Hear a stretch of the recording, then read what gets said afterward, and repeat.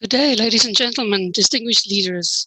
It is a wonderful time to have this great session on towards low emission and climate neutral development for a sustainable urban world. Welcome to the ICLEI World Congress session. Today is the 15th of April, and it is a good time to talk about climate action. My name is Marijke van Staden. I will be your moderator of the session. I'm the director of ICLEI's Bonn Center for Local Climate Action and Reporting, the Carbon Climate Center, based here in Bonn in Germany. Before we start, some information for all our participants. The sessions of the World Congress will be recorded, so you can also take a look at the recordings on the World Congress website. We will have Spanish and Portuguese translation available during the session. So at the bottom of your control panel, there is a small globe icon that you can click and select your preferred language channel. And for an interactive session, although we cannot have everybody speaking, we do invite you to use the chat, the Q&A box and the chat function, where we will make sure to address all the questions we can at the end of each session or panel. So let's move forward. It is an important time to make sure that we deal with climate action. We are in a climate crisis for most of you who are probably well aware of this. ICLEI has been tackling climate change for more than 30 years. And when we started, it was certainly not a hot topic. But today it is a critical topic. And it is literally life-defining for many people. We guide and support local and regional governments around the world to make those political commitments, to set more ambitious political commitments, to understand where their greenhouse gas emissions come from, where their short-lived climate pollutants come from, and how to move forward with climate change adaptation and resilience, moving from planning to action and accessing finance. Our members in ICLEI are probably the global leaders around the world today, and we are also ready to pick up the pace. With the climate emergency that we face today, the scientific experts have warned that we probably will already reach the 1.5 degrees Celsius warming by 2030. This is scary news, and it will impact on millions and millions of people around the world.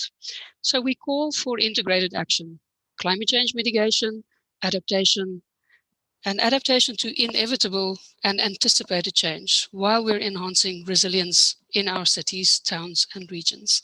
This requires coordinated action around your sectors, your stakeholders, different levels of government, and we'll hear more about all of this from different perspectives, from different speakers around the world.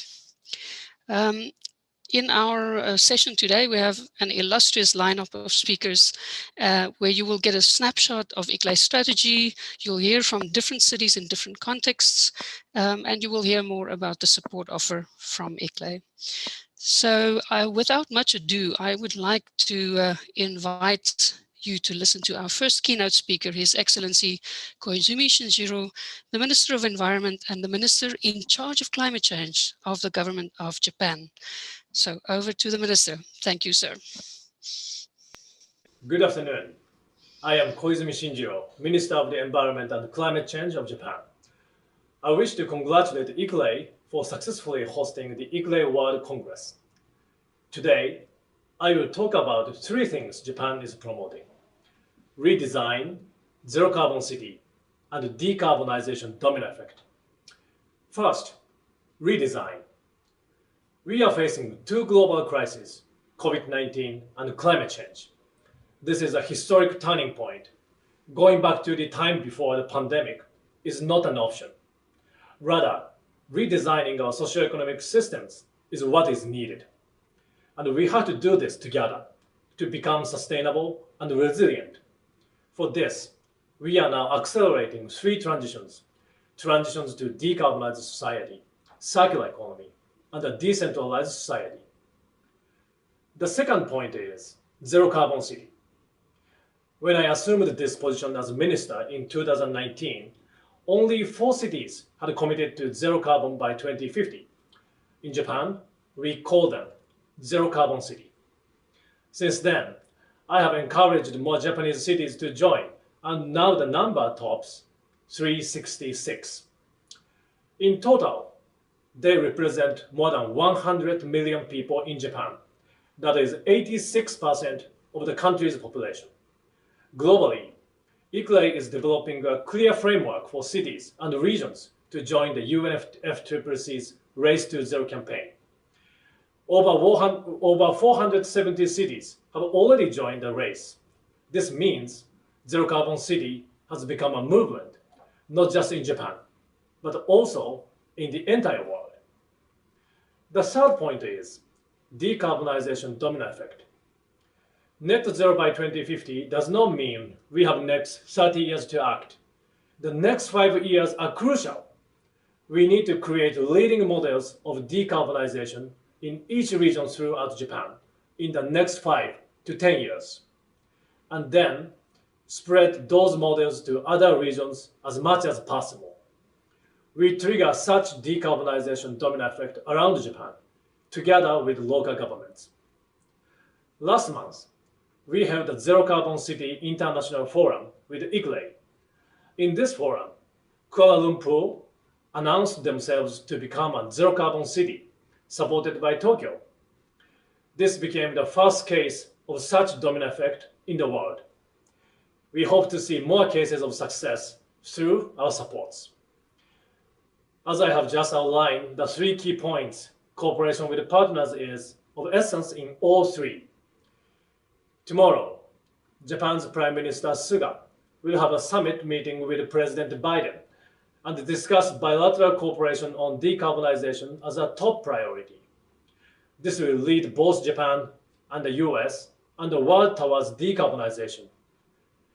At the climate summit next week, I expect such cooperation to expand even beyond our countries. We also hope to have further collaboration with ICLEI and its new president, Mr. Frank Carney, for accelerating subnational efforts toward net zero. Finally, we, as the central government, are committed to supporting cities' initiatives to decarbonize throughout Japan and the world.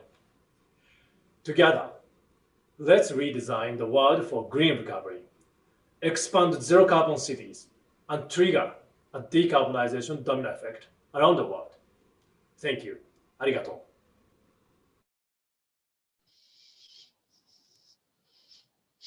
That is a wonderful message, and certainly a message that I hope many other national leaders will also hear. Without much ado, I would like to hand the floor for our first panel to Yunus Arikan to moderate. This panel is about our leadership in raising the level of ambition. Yunus is our Director of Global Advocacy, here based also in Bonn at the World Secretariat. And we have, of course, Mayor Frank Carney as our brand new president. Very proud to have you with us, sir. Mayor of the city of Des Moines, as well as Katja Dörner, and the mayor of the city of Bonn. And Ms. Dörner is also our co-chair on climate and the low emission development portfolio. So she knows what she speaks about, and this is going to be a very fascinating conversation. Yunus, handing over to you. Thank you. Thank you, Mareike. This is really truly momentous pleasure and pride to have this session together with our leaders at the World Congress of ICLEI. This is the last session of ICLEI's World Congress. Over the past 3 days, actually, we have been having numerous sessions on 5 pathways, and it was for me particularly also meaningful because our mission is not to go from one conference to conference, but in fact, use these conferences, use these moments to strengthen our leadership, to strengthen our members' capacities, and to give the hope to our citizens to take more active action. In that sense, I think I have particularly a pleasure because this is the first public session where our leaders, both Mayor Dörner and Mayor Carney, are speaking in their capacities as the elected representatives of ICLEI's global leadership.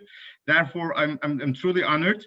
In the next couple of minutes, we would like to have a discussion on the multi-level action and Paris Agreement and raising national ambition and through local action, as we have seen and heard from our distinguished Excellency President Minister of Japan, he has been a champion of this process. So, and of course, living in Bonn is also a great pleasure for us as well. And Mr. Cowney, we have been working for over these years. So I would like to start with our president, Mayor Cowney, and then I will go back to Mayor Dörner. But Mayor Cowney has been one of the longest-serving leaders of ICLEI, both in his city, in Des Moines, but also with ICLEI over these years. We have been with him in Copenhagen, Madrid, Paris. He has been sharing ups and downs of all these global processes. Definitely, he's one of those best persons to share this first discussion. In my first question, there are some questions about why leaders are attending these events, the UN fora. What is the reason for the mayors to be part of those processes? Mayor Cowney, how do you would like to touch this? I mean, what is the reason why mayors are engaged in global processes? The floor is yours, Mayor Cowney. Thank you, Yunus. Appreciate it. Before I start, I really want to commend our Japanese minister, Shinjiro, for his leadership relating to the multi-level action, because quite frankly, that's what we're talking about right here. And to your question, Yunus, first, the decisions that are adopted by the United Nations define the future trajectory of societies.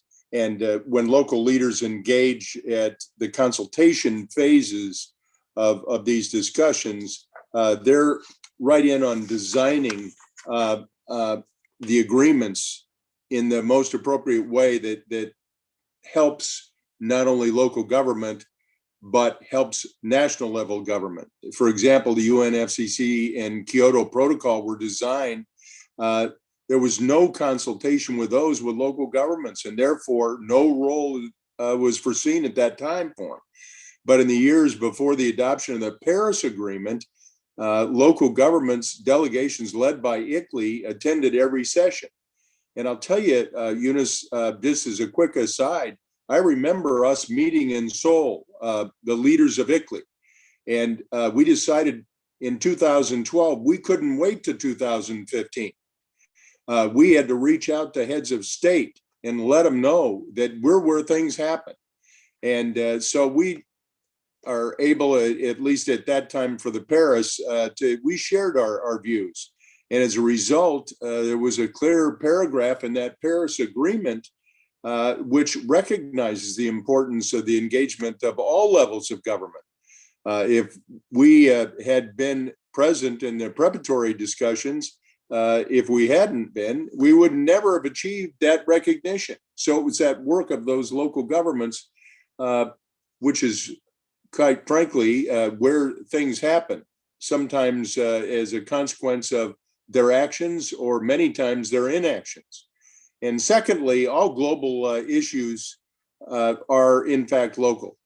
Local and regional governments are the ones who transform the policies and the principal strategies adopted at the United Nations and national levels into our daily lives. If the United Nations officials or their ministers, diplomats, negotiators of those national governments are informed about the experiences of we at the local level, they can be more easily convinced to agree on the right decisions to improve their actions. And for example, 2 years after the Paris Agreement, through the intense lobbying of the UN Climate Conference in Bonn, we convinced national governments to agree that the review of their first national plans should take place at the local level at every city around the world. A process called the Keynote dialogue. These dialogues enabled us to change the mindset of national governments so that national climate plans should be prepared by taking into account inputs from local and regional governments. The experience that we see in Japan is the perfect example that the more national governments motivate and listen and support local governments, national plans can be much more ambitious. Thank you, Mayor Cowney. Thank you, Mayor Cowney, for this first introduction. In fact, in my capacity as the focal point of the local governments and municipal authorities constituency on behalf of ICLEI, it was true pride and pleasure to join you in this journey and I'm confident that we will have more achievements. So now let me go back to come back to Bonn, because we are now reaching out to this virtual session from our homes or our office in Bonn, but we are delighted and honored to have Mayor of Bonn to join us in her capacity, not just the Mayor of Bonn, but also ICLEI's co-chair on climate action. Of course, for any person having his mayor to lead a global process in a city like Bonn is always a pride. So I think I'm echoing the voices and sentiments of all the world's secretariats, colleagues in Bonn. But personally, I have a different and special pleasure because Ms. Sterner is also co-chairing with the mayor of Izmir, which is my hometown,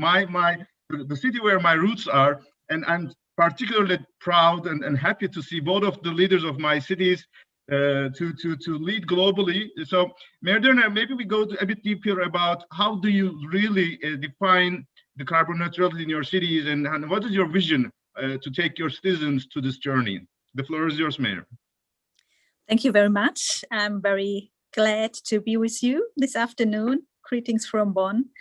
I think mayors, they do not have to be convinced of the climate emergency. We are experiencing it firsthand, and so are our citizens.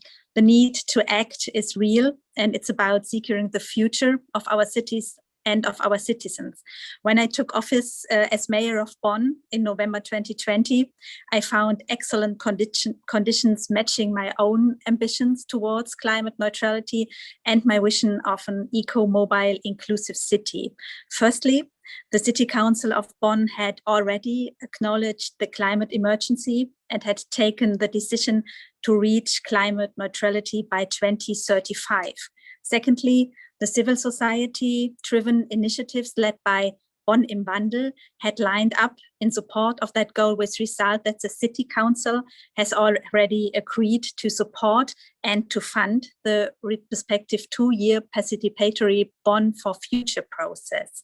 So participation is our biggest asset on the path, I think. And I hear from fellow mayors that the situation is the same for them.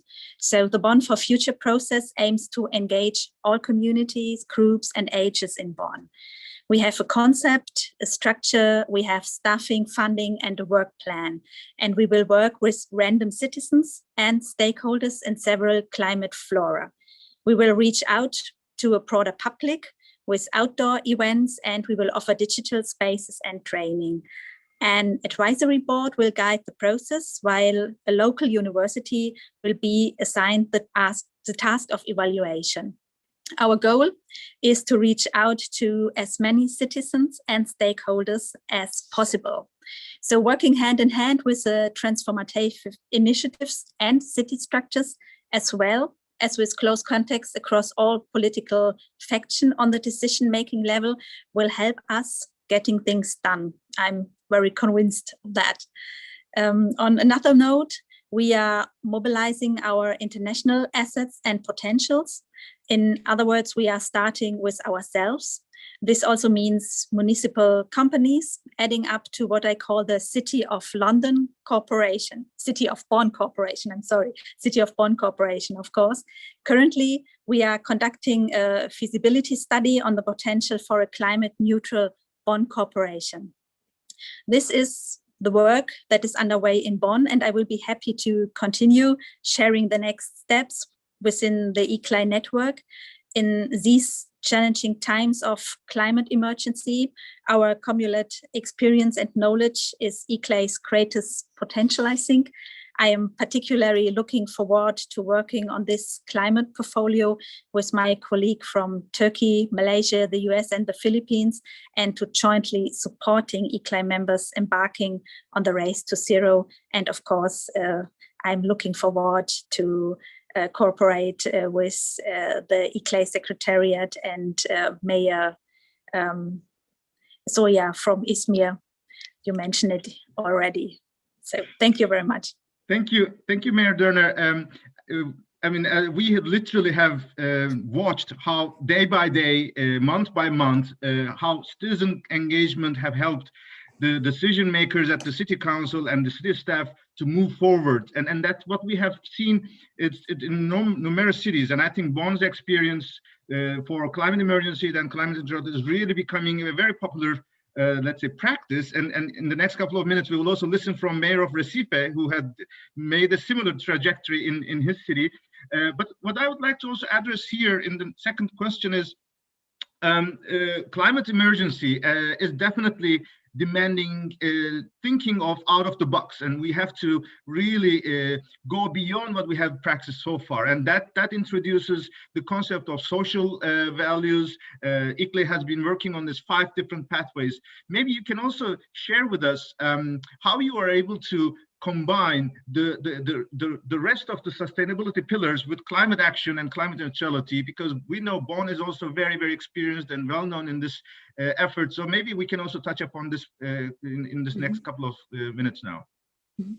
Well, I think mayors are mediators by nature.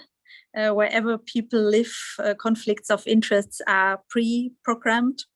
Just as an example, our goal to preserve our natural environment and offer green spaces for the well-being of our citizens comes into conflict with the need to provide space for business development and affordable housing for growing population, which is a big issue in Bonn. They aim to reduce personal motorized transport and ban cars from entering the inner city, has to be balanced with the needs of our local business and shop owners. So none of the 17 sustainable development goals stand alone. This is reflected in ICLEI's 5 pathways and also in Bonn's sustainability strategy. So there is no blueprint for devising a sustainability strategy. Cities are different, we all know it, and so are their conditions and their capacities to implement sustainable solutions. What works for one city may not apply to another. So in our sustainability strategy in Bonn, we focus on 6 action areas: mobility, climate and energy, nature and environment, labor and business, social participation, and gender. Our strategy integrated existing action plans and set both guidelines and specific targets for each action area. The targets are all linked to the respective SDGs. So the strategy planning process brought diverse sectors of the city together, facilitating more holistic thinking and action. And one important outcome has been a new focus on evaluation. So we have traditionally evaluated our sustainability efforts, but following the initiative of New York City and many other local governments, we have now integrated these into the structure of a voluntary local review. So the review reflects the important role of cities in implementing the SDGs. According to the OECD, 65% of the SDGs cannot be implemented without the support of local and regional governments, and so provide greater transparency, which I think is also very important in the process. Excellent. And in fact, this is what we have also again practiced during the preparations for the ICLEI Global Executive Committee and your agenda with Mayor Sawyer. Mayor Sawyer was also expressing you that they would like to combine their climate action to voluntary local review. This is the beauty of learning from each other and making scalable approaches across the world. So maybe let's go back to this time to Mayor Coney, once again back to the US. Mayor Coney, we had heard from Mayor Derner the commitment to climate neutrality. Obviously, forward-looking US cities have also been very active in the front runner of the climate action. In 1990s, at the beginning of ICLEI's journey, the city of Irvine was the first city to fight the chlorofluorocarbons. In the Kyoto Protocol, we have thousands of US cities signing up to commitments of the US, and then over the past 4 years, we have seen we are still in campaign with hundreds of US cities. So we will hear in the next couple of minutes during this session from our technical colleagues, from my colleagues in Carbon Center. But how about the journey of Des Moines? And how you are driving your city for climate neutrality, longer term, medium term, 2030, and how this process is supported by the work of ICLEI US. Maybe we can hear your experiences in this round. Thank you, Yunus. To your point, Des Moines, we've championed sustainability for the last 2 decades. We've established a mayor's task force on sustainability, and now we call it the Citizens Task Force because we want everybody to buy into it. We try to bring businesses in, we try to bring citizens in so that they all understand the work that we've been doing. We had a historic sustainability effort this year that has been recognized nationally.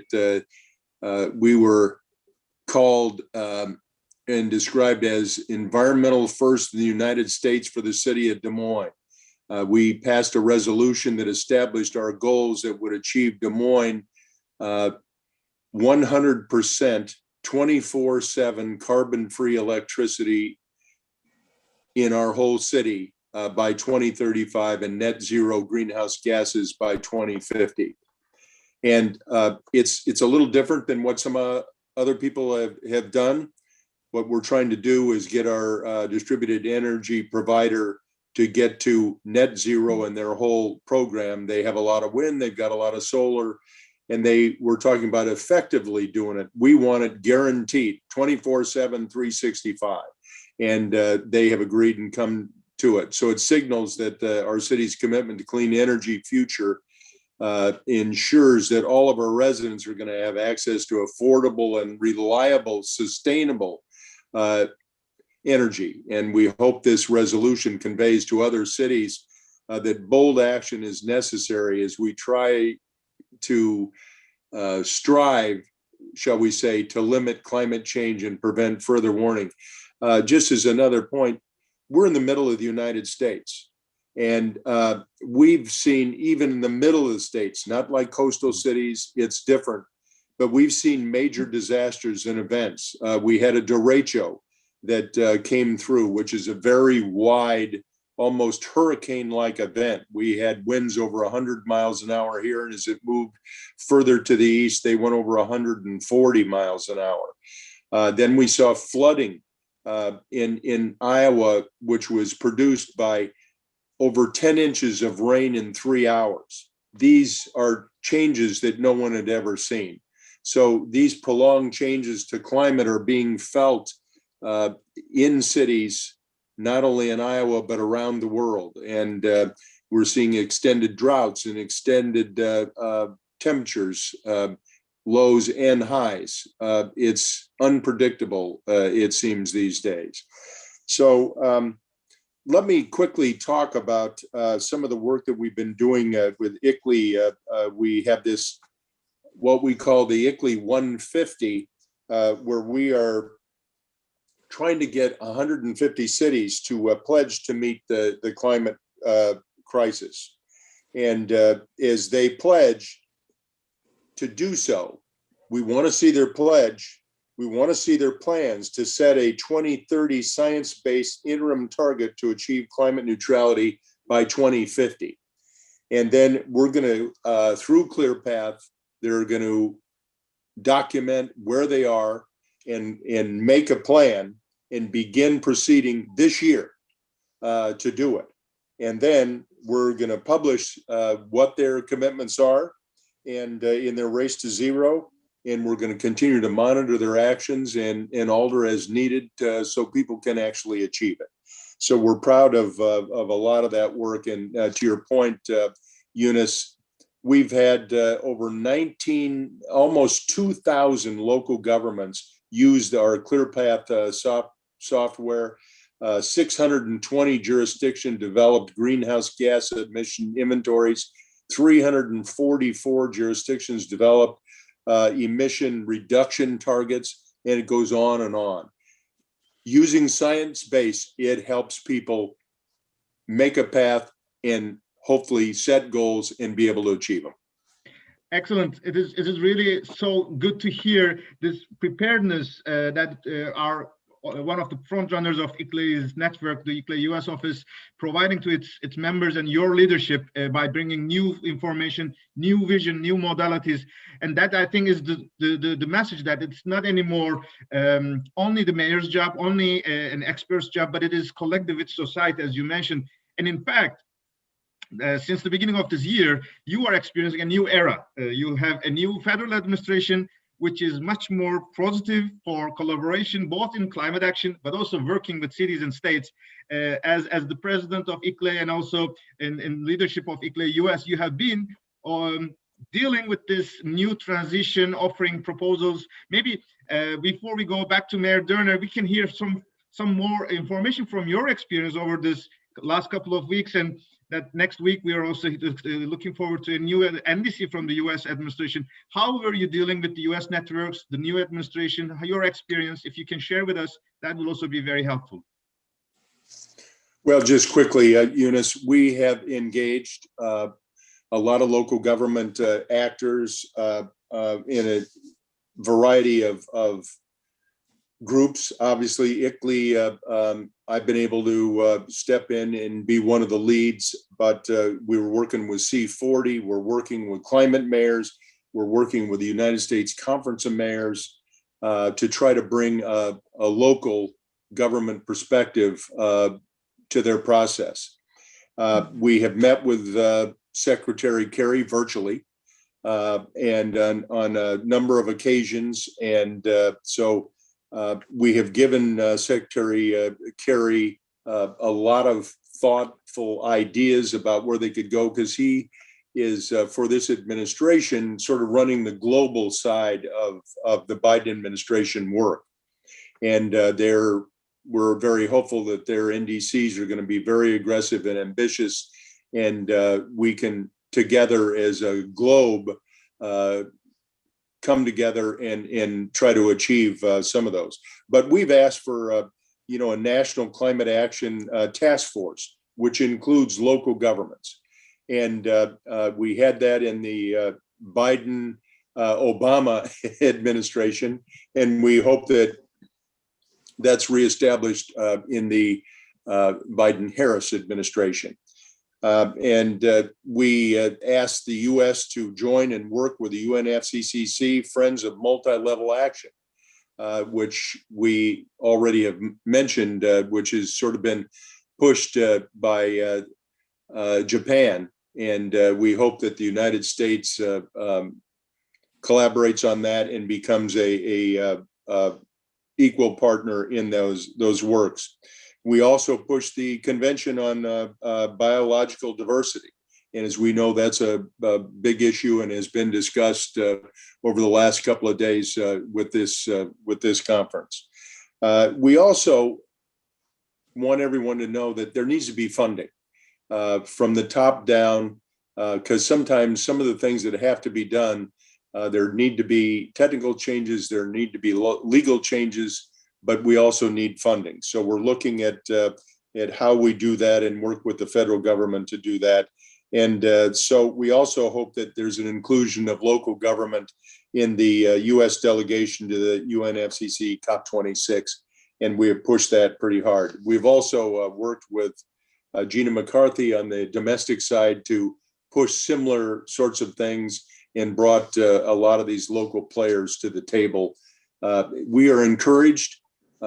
We have gotten a good reception from both of those players, McCarthy and Kerry, and we look forward as we move past next week as they announce their NDCs that local governments will be a huge part in their achieving those goals. So thanks, Yunus. Excellent, Mayor Carney. Just again on a note, next week we're expecting the NDC announcement on 20th and on the 21st.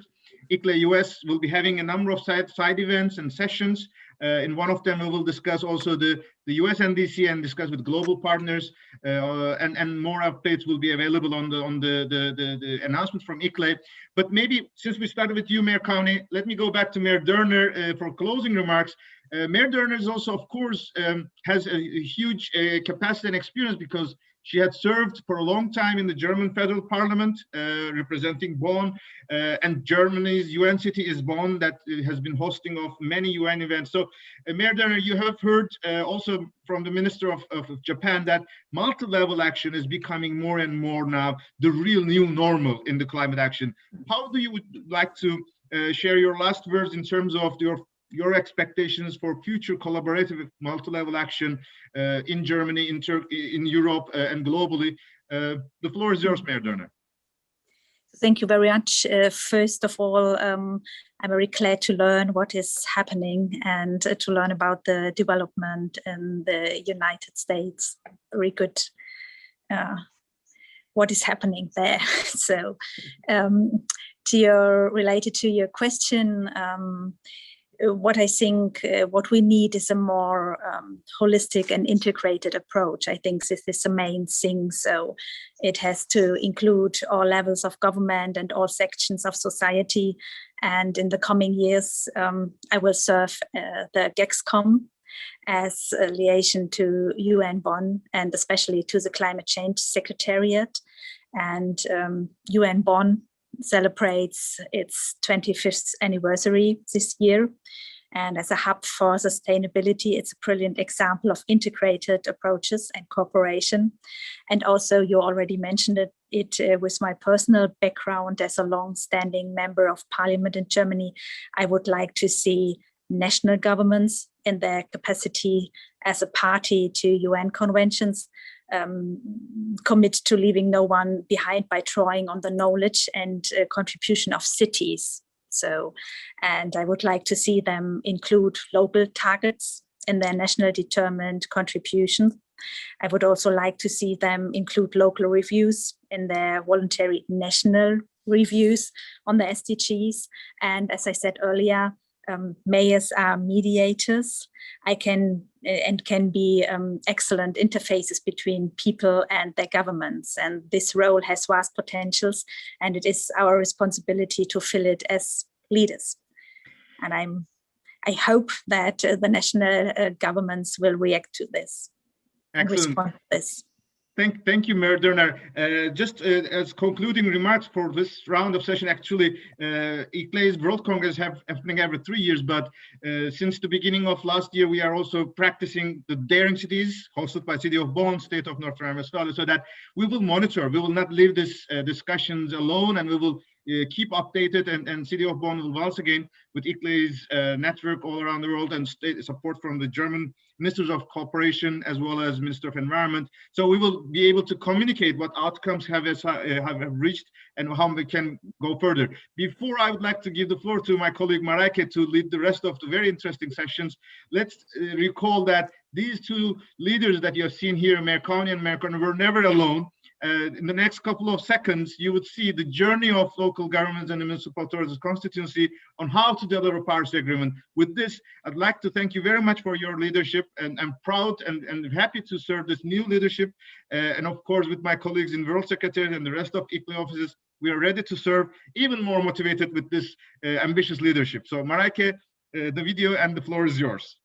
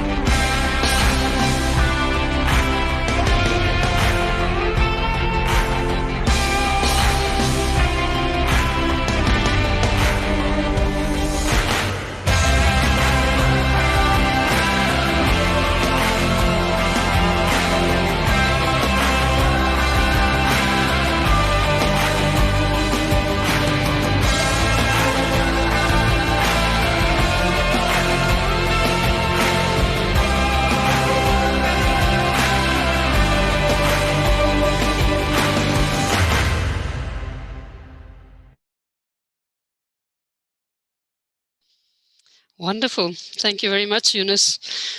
Some moments to be proud of, certainly, but there's much more to be done.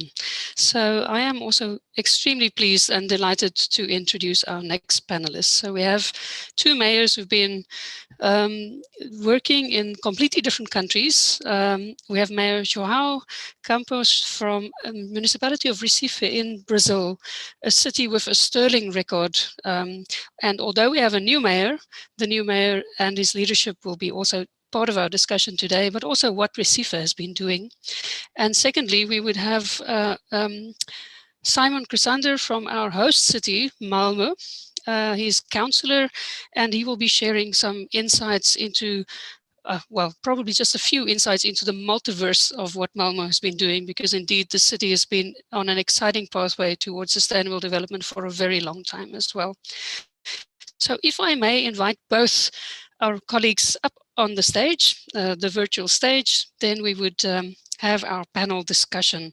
And I would like maybe if both of you could stay on, and I'd like to have an interactive conversation with you as well. So also, please note, people, there is a translation button. So Mayor Campos will be speaking in Portuguese. So click on English so that you can make sure you can hear him. If your language is English, there's also Spanish available. So gentlemen, it's a real pleasure to have you with us today. And I would like to hear from both of you, and maybe starting with Mayor Campos, what is working in Recife at the moment? Why do we see Recife as a leader? What are sort of the highlights that you've wished to stress and present to the colleagues who are with us today? You're still on mute, so if you could unmute yourself, sir. There we go. Muito bom dia a todos e a todas. Saudar Sibon, que também participa do painel, e Mark. Nós temos o Recife, uma cidade com uma ampla experiência e vocação para o cuidado com o clima. Nós começamos de maneira mais intensa com a gestão do prefeito Geraldo Júlio, ex-prefeito da cidade, que agora a gente tem a oportunidade de poder intensificar essas parcerias. E a gente percebe que tem algumas ações que são importantes para poder se obter um bom resultado quando a gente fala de ações contra as mudanças climáticas. O Recife, ele tem uma estrutura que possibilita um compliance dentro daquilo que a gente deseja fazer para a área do meio ambiente e de proteção ambiental. Então, nós temos uma governança climática bem definida, nós temos um inventário atualizado de emissões, uma análise de riscos e de vulnerabilidades climáticas e um plano local de ações climáticas. Então, nós somos uma das poucas cidades brasileiras que tem esse conjunto de ações que possibilita ter um bom diagnóstico para a ação dentro das mudanças climáticas.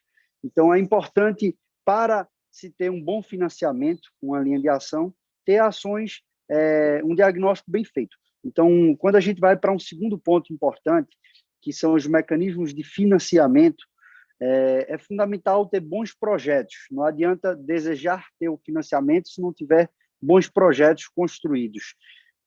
E buscar projetos que sejam direcionados, e linhas de financiamento direcionadas para governos locais. Estas são ações importantes, como a gente consegue ações de governo locais que possam ser financiadas através de diversas fontes nacionais e internacionais. Aqui eu queria destacar, só para poder caminhar ao final desta primeira intervenção, que o Recife faz parte e conseguiu ser beneficiado através do programa de Urban Leads. Isso foi possível graças à articulação da gestão. Então, nós temos um projeto de transformação na geração de energia para energia fotovoltaica no maior hospital da cidade. Ele hoje tem uma grande parte do abastecimento de sua energia através de fotovoltaica. Nós temos também exemplos de financiamentos através do GEF, que nós conseguimos, do City Nova, que é uma ação do município, com o GEF, e foram projetados um jardim filtrante, um grande jardim filtrante à margem do maior rio da cidade, para fazer a drenagem da água e a despoluição para poder ser lançada no rio, e um projeto de revitalização da margem desse rio, que nós chamamos de Parque Capibaribe, que vai ter um protótipo de um barco movido à energia solar para levar a 2 ou 3 estações do principal rio da cidade, um rio que corta nosso grande território. Então, nós temos ações em cursos na cidade e temos também algumas sugestões e mensagens a dar de por que Recife conseguiu ter um destaque no Brasil na captação de recursos e execução de projetos. Então, nós precisamos, primeiro, ter uma equipe técnica bem preparada, uma equipe com capacidade de elaboração de projetos, de preferência com experiência internacional, e elaborar bons projetos, como eu disse no início. Não adianta querer o financiamento se não tiver bons projetos produzidos para poder fazer jus a isso. E um grande desafio ainda, que pode ser um grande tema para a gente levar para a COP26, é como a gente pode superar o gap, ou a distância entre aquilo que os municípios precisam, que os governos locais precisam, e o volume de investimento disponível nas fontes de financiamento. Então, como a gente consegue para ajudar ações de impacto locais. Então, essas são grandes ações que a gente precisa fazer, que para um nível global pode parecer pequena, mas se todos os governos locais tiverem ações pontuais de impactos locais, elas somadas terão impactos regionais, nacionais e globais. Então, o Recife tem essa experiência e está à disposição de poder de colaborar com o ICLEI e com os governos locais para que juntos possamos buscar caminhos que ajudem a viabilizar a agenda da proteção climática. Thank you very much, Mayor Campos. The Urban Lakes project you referred to is funded by the European Union, and without that support, many cities have also will not be able to start their work. Although Recife has done a sterling amount of work, also self-funded, and also, of course, with funding from the GEF. So that is really exciting to see one can access finance. Grant funding, but also, of course, investments are important. Let's move to the city of Malmö in Sweden in a completely different context, although you are also close to the sea, on the sea, but with an interesting different background. So Simon Chrysander, as councillor, maybe would you like to share just highlights? What is really exceptional in Malmö? What do you think others could maybe really take a look at when they come and visit you next year? The floor is yours. Thank you so much. I want to say, dear Minister, President County, mayors, directors, ladies and gentlemen, it is an honor for me to, as a representative of the host city of Malmö, Sweden, to talk to you about some of the things we've done in Malmö. And I would like to talk to you today about some of the efforts, our current and the past ones, when it comes to green bonds, because as the previous speaker said, we need projects and you need funding to make that progress. So, as the first city in Sweden to sign the Global Agenda 2030 for Sustainable Development, we announced back in 2017 our intention to issue our green bonds.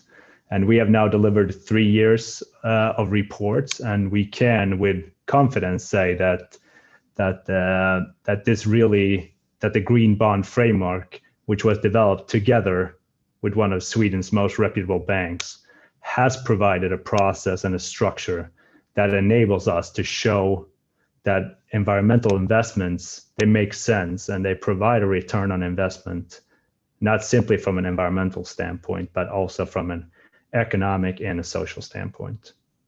So the methodology and the scope of our framework is aligned with the UN development goals, and all the project and the assets contribute to the criteria of mitigation, adaptation, and/or environment and ecosystems. So far, we have issued around 600 million euros worth of bonds. And to align some of those bonds with our own local environmental policies, every eligible project or asset fit into one of 8 different subcategories from the global criteria. And the category green and energy efficient buildings is currently the largest one here in Malmö. So to qualify as a green building, we require design stage, post-construction, or in-use certification. And one example that I'm particularly proud of is a portable parking garage called Anestad. Not just portable in the sense that I can, fold it up and take it with me, but it can be deconstructed and reassembled in another location if the car usage in that area should decrease. So the concrete frame of the parking garage was actually used previously in a former garage. So new concrete would have produced 460 tons of CO2 emissions, which obviously wasn't needed now. Also, I want to say then the facade is made of wood with low climate footprint, and there's also a demountable gabion wall filled with rocks, which obviously can be reassembled and moved to another location if needed. The green bond requirement for an energy efficient building for us is at least 15% lower than the national standard that's defined for such a building. Now, an example of this kind of investment, we have some 5-story units in a place called Lindängen, and they're built entirely out of wood. And compared to if you compare to the standard, the wood structure substantially reduces the climate footprint. And the units actually run on 100% renewable energy, which brings down the ongoing yearly emissions from a standard of 73 tons of CO2 a year to 0.2. So from 73 to less than 1, which I think is a quite substantial change. So we're happy about that. I also want to say that these housing units offer car sharing and also cargo bike sharing.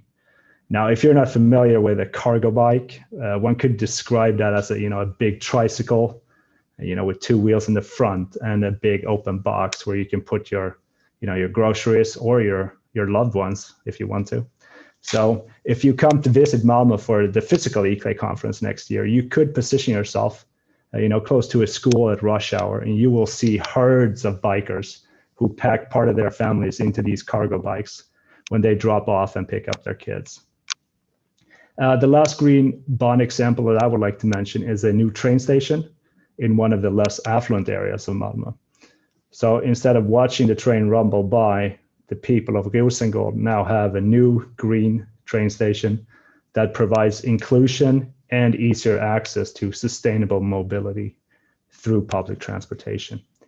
And the purpose for that is really to help lift that city district and make it more attractive, both as a place to live, but also as a possible destination for people who do not live there. And then you might wonder that, how do we compare different investments and evaluate them? And there is a structured selection process that maybe is too detailed for this address, but I want to underline that the framework enables comparisons across the categories. And an example of such a measure is avoided emissions per currency unit invested. So this gives us a decent comparison. So all in all, we're happy with the results of our green bonds. But we continue to work to evaluate and improve it further. Fantastic. And I just want to say before I close here that we hope to welcome you physically next year to Malmö, and I hope the world's going to be in a better place then, so we can see some of your smiling faces here. Thanks. Absolutely. Thank you so much, Simon. And indeed, I think green bonds are not possible in all local governments or all cities. There are specific criteria, for example, also to be credit worthy, but it is a very interesting finance opportunity for those who can and who do qualify. And it's also a topic where we as ICLEI also are exploring how to push the boundaries on green bonds to get those acceptable over a broader spectrum, because it certainly is a very interesting mechanism. I think, if I may, Mayor Campos, back to you. You've heard Simon speak about 100% renewables. We've talked about, and we've heard sort of pushing the boundaries. We have to raise the level of ambition. How do you see that in a city like Recife, where you have a lot of rich people, you have a lot of poor people, and everybody in between? How do you get everybody to move together? This is a very very difficult piece, but the just piece, the just transition is also an important piece. Do you have some specific ideas as a new mayor, as a young and energetic mayor, to bring basic services and clean energy to a bigger portion of your population?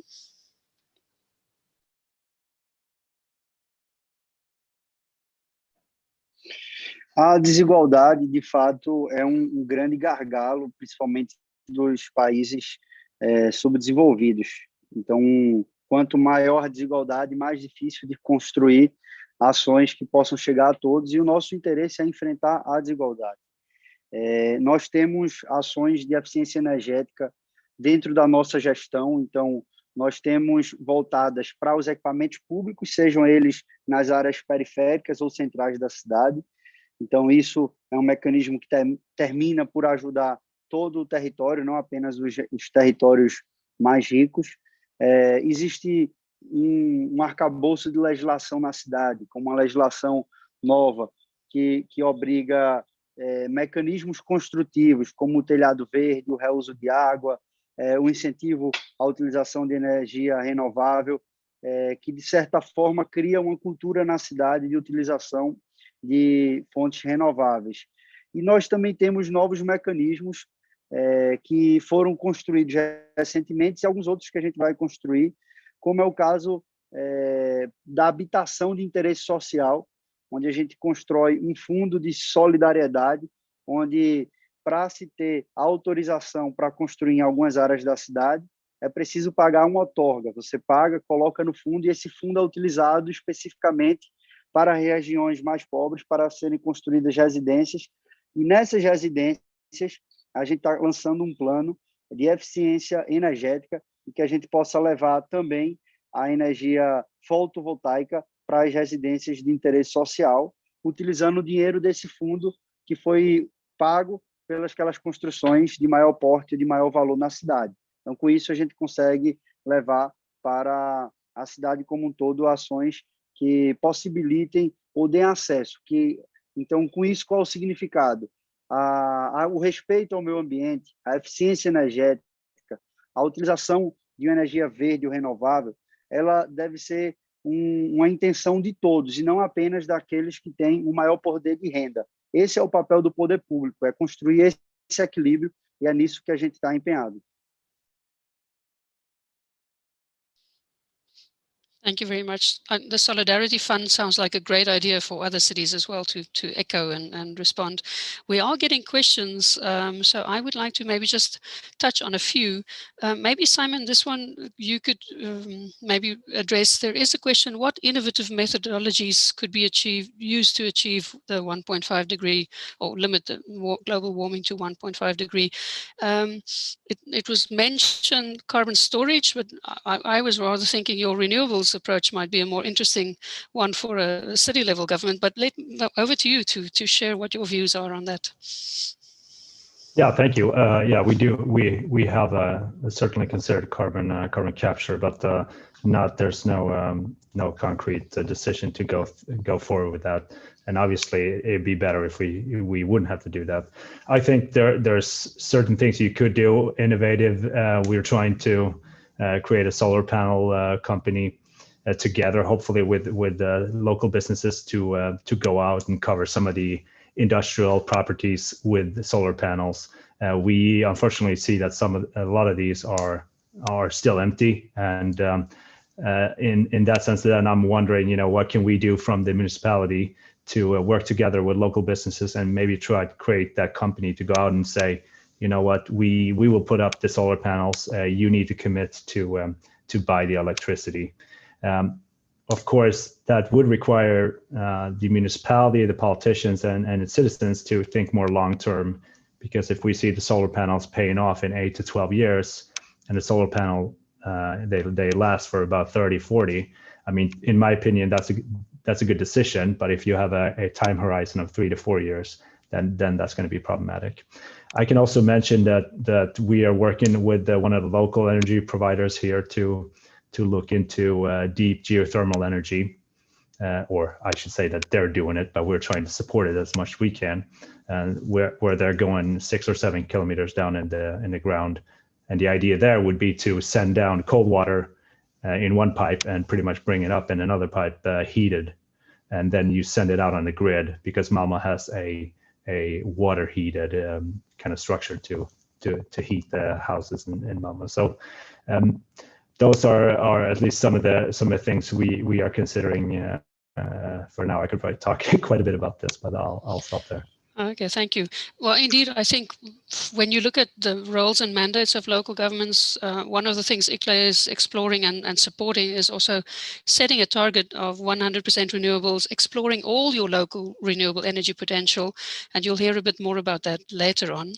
There's a question for Mayor Campos. Could you please share your experiences on the vertical cooperation between the federal level of government, well, maybe all levels of government, and the local level? Where do you think this could move? What could enhance this multi-level governance cooperation? Mayor, the floor is yours.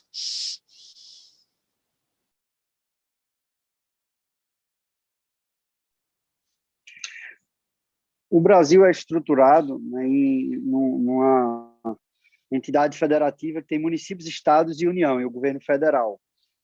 De fato, este é um grande desafio que o Brasil enfrenta, porque em muitas circunstâncias há uma dificuldade de interlocução, como é o caso atualmente. O governo federal, o presidente do Brasil é uma pessoa que tem uma vocação negacionista do ponto de vista da ciência, da saúde, da proteção ao meio ambiente.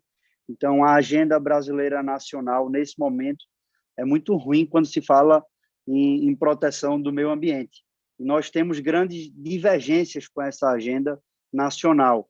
Então, o nível de parceria que é constituído hoje entre o governo federal e os governos locais, principalmente numa agenda climática, é algo que tem diminuído muito, e isso é muito preocupante enquanto país e enquanto governos locais.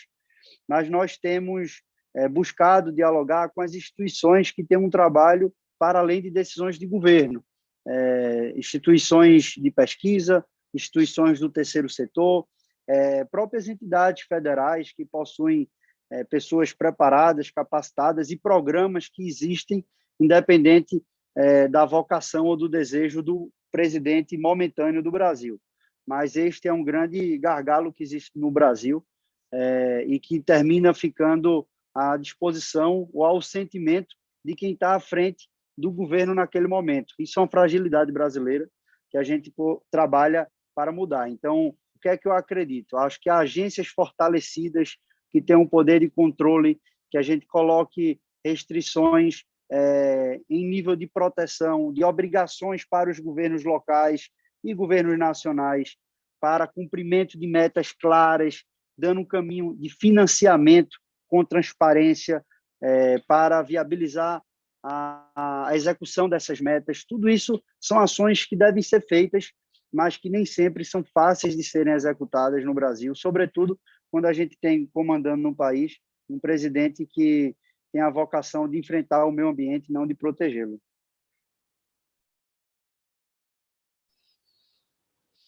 Thank you very much. I think indeed we need to see the leadership is necessary at all levels of government. And if you look at the national or federal level, that is the level that can create and ideally should create the enabling framework that not only allows local action, but that actively supports local action. We don't see that in all countries, but we see it increasingly in a number of countries. And that gives us also a feeling of hope and optimism. There are some questions on green bonds, Simon. I think maybe some people don't fully understand how is a green bond funded? If you could maybe just in a very brief sentence, where is the money coming from for a green bond? Thank you. I think our finance department is going out to external investors and loaning up the money based on what we do with it, and therefore creating a lower interest rate. That's how I understand it. And I think that the money comes from both external sources as non-governmental sources, so to say, here in Sweden, and some of the how should you say this, organization created for for all the municipalities around Sweden who provides investments for this kind of purpose. So I have to say I'm not in any way a finance expert, but that's how I understand the structure. Okay.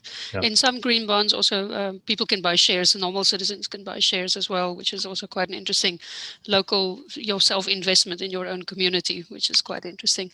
There are several more questions for both of you gentlemen. So maybe if you could take some time to look at them later in the sessions, and maybe our ICLEI colleagues could support you to answer those as well. In brief, I would like to wrap up. I think we've heard about responsibility, taking responsibility. We've heard about interesting ways to finance green bonds, specifically the Solidarity Fund. These are definitely areas that other local and regional governments can explore.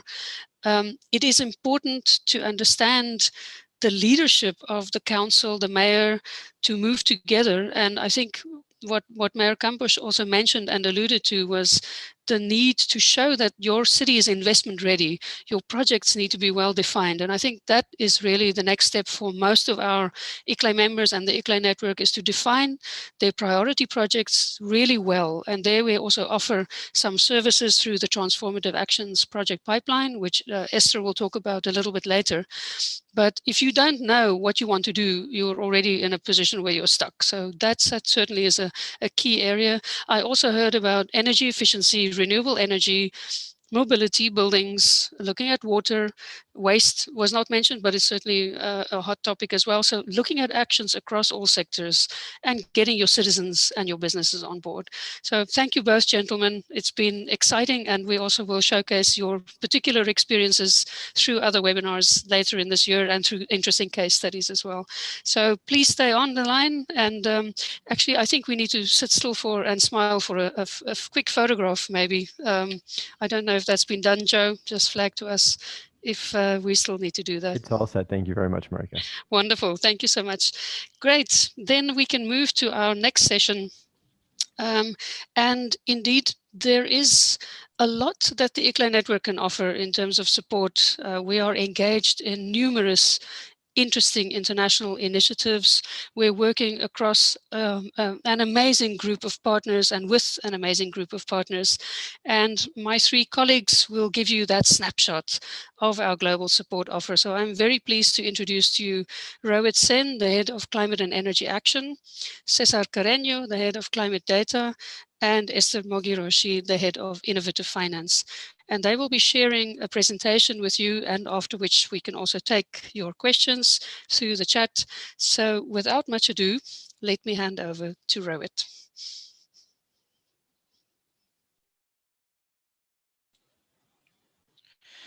Thank you very much, Marika, and good day to all the panelists and attendees. So I would start with first, can we go to the next slide, please? So ICLEI's climate action and low emission development is basically focusing not only on low emission development, but also on catching up on the other 5 pathways that we have, which includes nature-based development, equitable and people-centered development, resilient development, and also circular development. Next slide, please. Looking at ICLEI's global climate impact program, the Green Climate Cities program, has been tailor-made for some national governments. It supports integrated climate action, adaptation, resilience, and mitigation to achieve climate neutrality latest by 2050.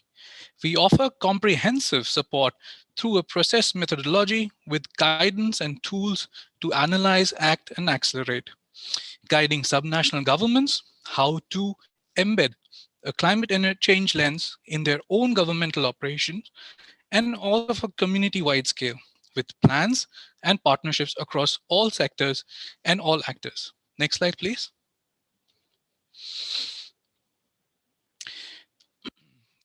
Through the CDP ICLEI unified reporting systems, we monitor and track progress made by subnational governments, based on which ICLEI experts are able to review reported data and give recommendations.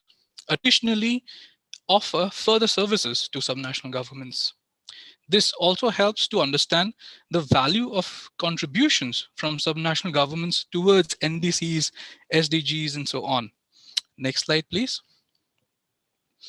We welcome all subnational governments to participate in ICLEI's Green Climate Cities program, which can be done in simple 4 steps: commit, plan, act, and report. These are the same 4 steps which subnational governments and cities are using to pledge towards Race to Zero. The Race to Zero is also using the same reporting platform. Next slide, please. And with that, I hand over to my colleague, Cesar. Thank you, Rohit, and good day to all panelists and attendees. I'm very happy to see such a crowded attendance today. We are very happy to share the tools that we can, of course, offer to the network of cities, and why not other cities which are around the globe. I would like to present one of my favorites, the climate neutrality framework, which is embedded under the Green Climate Cities. The climate neutrality framework, of course, responds to the need of the current climate crisis, the climate situation, climate change, however you want to define it. ICLEI, of course, recommends a holistic and integrated approach to tackle climate change, which of course supports sustainable development.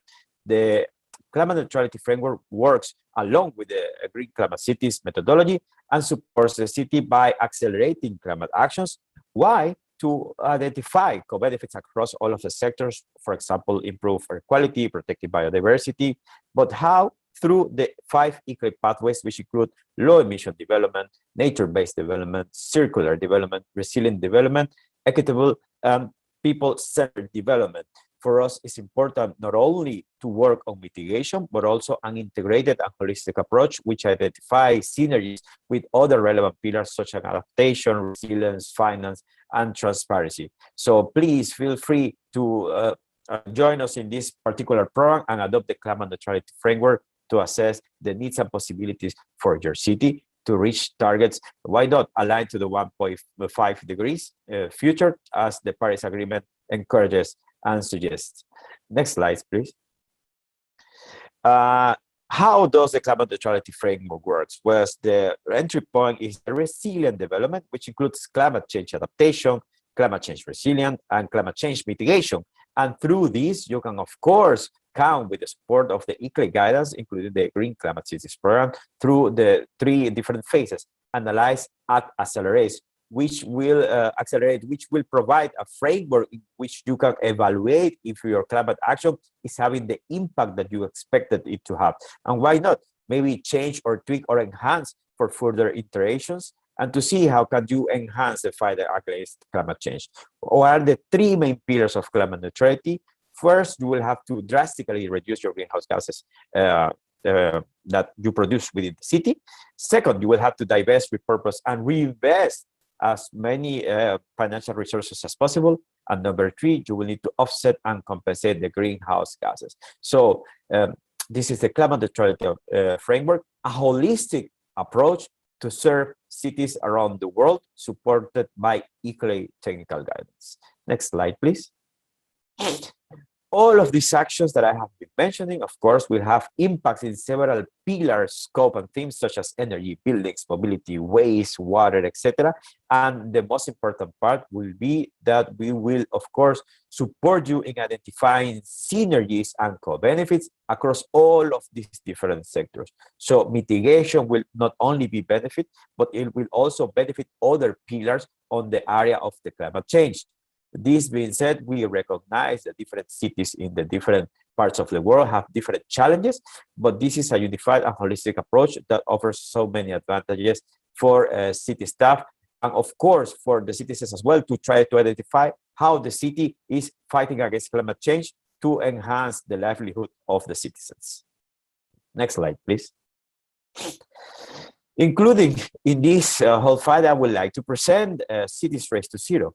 The Cities Race to Zero, it's an initiative that, of course, encourages cities to reach the 1.5 degree aligned targets according to the recommendation from the Paris Agreement, but it's a global campaign to rally leadership support from business, citizens, regions, investors, etc., and mobilize a coalition of leading net zero initiatives. At this point, cities Race to Zero englobes 471 cities, and these are entering the Race to Zero initiative through this to this group, this coalition of organizations in which ICLEI is one of its members, along with other city networks and related initiatives or NGOs. It's very important for us mention that the climate neutrality framework is one recognized methodology by the Race to Zero, so you can feel very confident in using or asking support from ICLEI and the ICLEI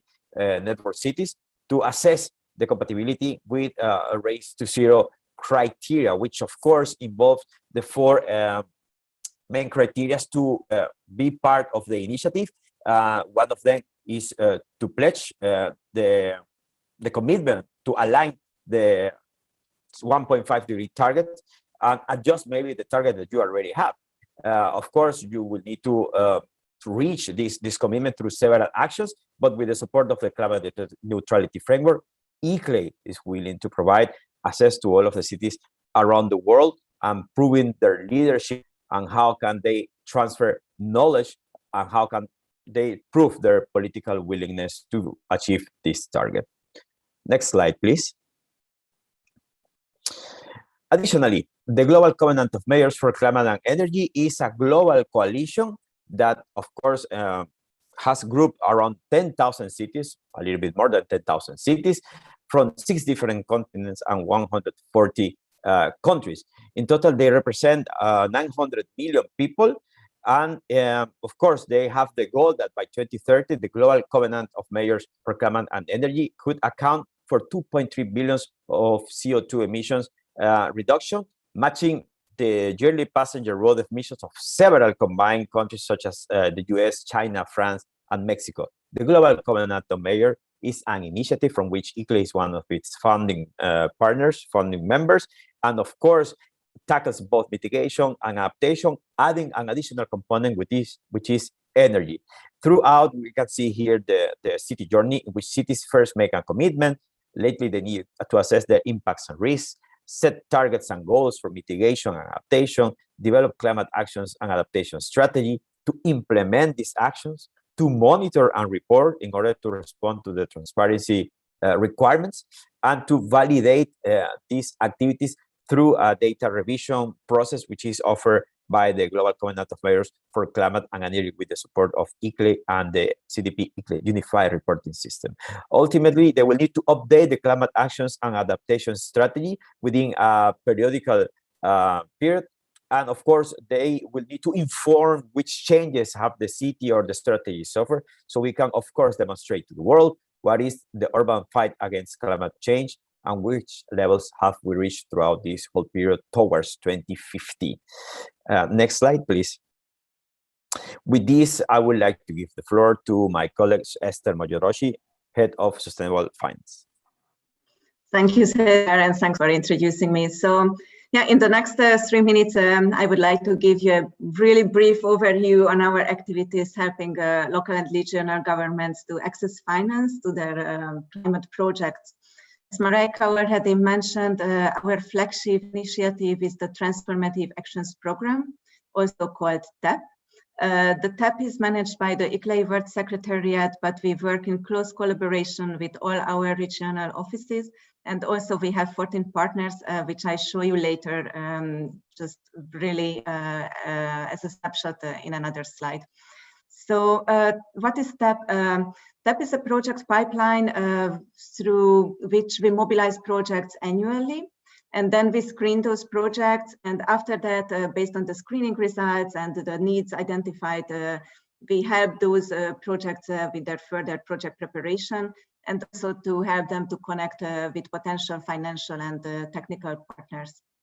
The next slide, please.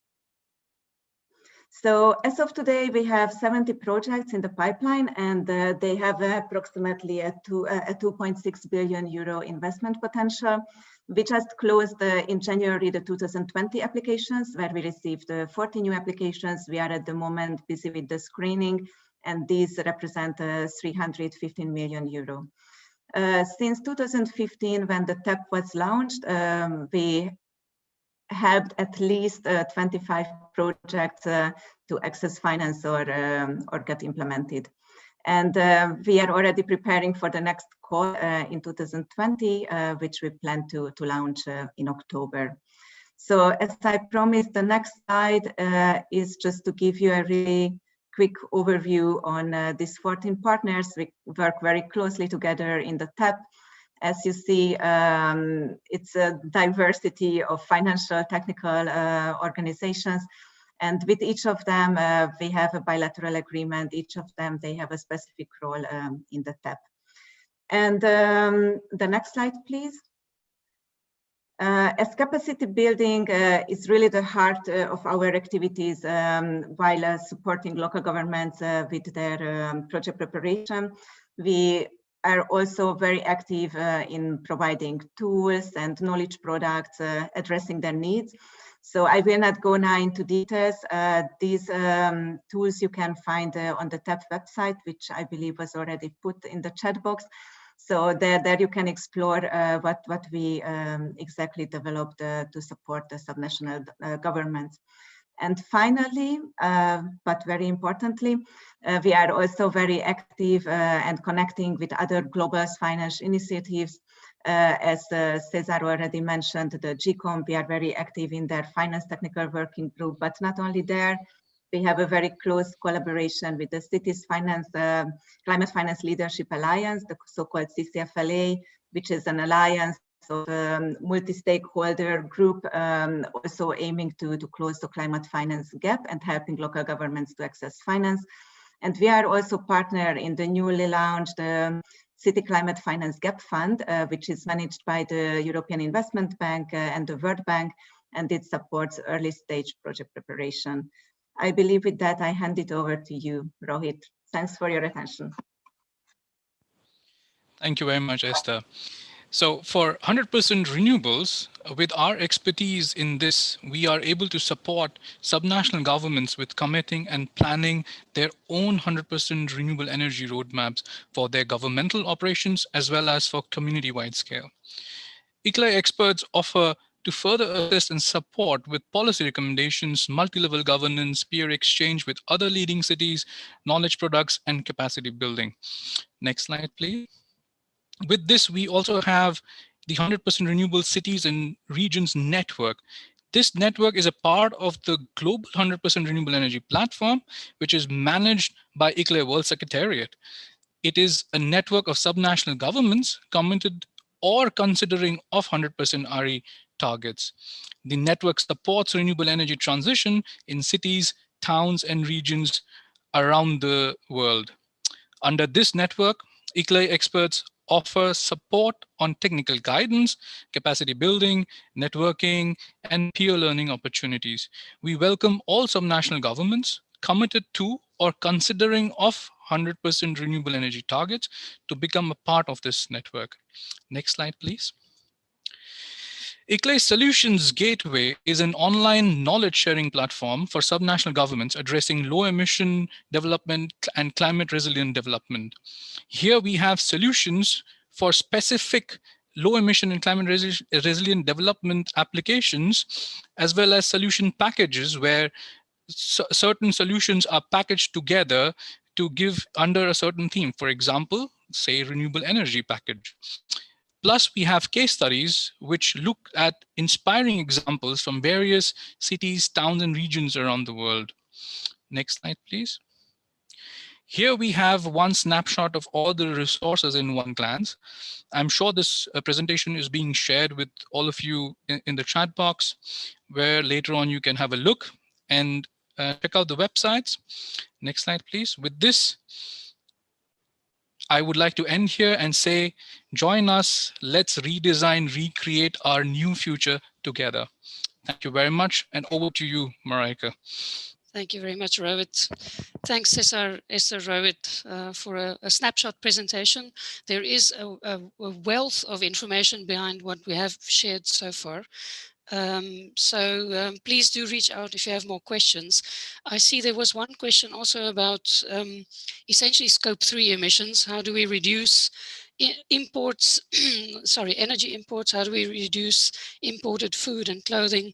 These pieces need to be discussed in every single city, town and region, also exploring how to make sure that we value the available scarce resources we have and how to optimize use of local assistance, support, tools, expertise, as well as your resources.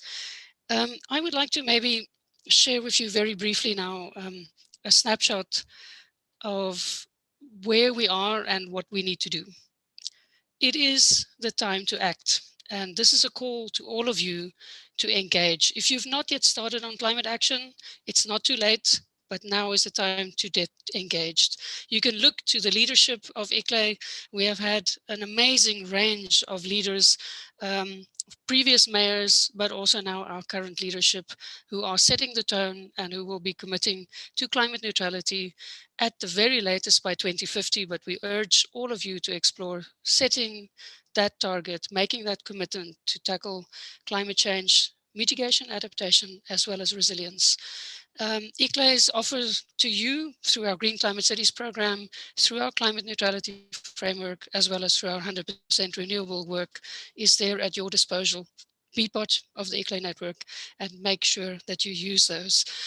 As our Japanese minister said this at the start, let's activate that decarbonization domino effect and let's leave no one behind.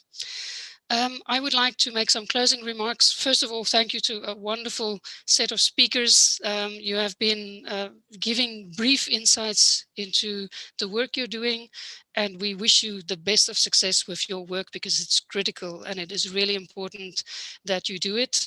As Mayor Derner said, every city, every town is unique. So you all need to do your bits and you can learn from one another. There are experiences we can share through ICLEI and making sure that we move forward together. So bring your neighboring communities on board, work together step by step. I specifically wish to acknowledge the leadership of Mayor Frank County as our new president and 3 inspiring leading ladies. Our first Vice President, Katrin Jame from the Mayor of Malmö, as well as 2 Vice Presidents, Atishi Marlena, a member of the Legislative Assembly of the National Capital Territory of Delhi, as well as Mina Arve, the Mayor of Turku. Under your leadership, we will definitely flourish, and specifically the 2 co-chairs for ICLEI's climate and low emission portfolio, Mayor Turner, Mayor Sawyer. We look forward to your leadership and the 3 advisors who will be supporting you. It is going to be an inspiring trip in the next couple of years. Please also thank our translators. They have done an amazing job, and it's not an easy job to be a translator. If you've missed any of the previous sessions, please take a look at the ICLEI website and you can follow each of the recordings. And please note, we're not finishing with the World Congress. We will have World Congress sessions that will continue through a dedicated series of webinars each month as part of our focus on critical topics on sustainable urban development. So join us for those, and the World Congress in person, hopefully, will reconvene in Malmö next year. Last but not least, I wish you all a safe and healthy stay, and please do reach out. We have not been able to answer all the questions that were posed, unfortunately, but the time is running out. But we've taken note of those, and these will also be part of our guidance that we are providing to local and regional governments in the ICLEI network. I thank you all, and I wish you a good day, good morning, good afternoon, wherever you are. Goodbye.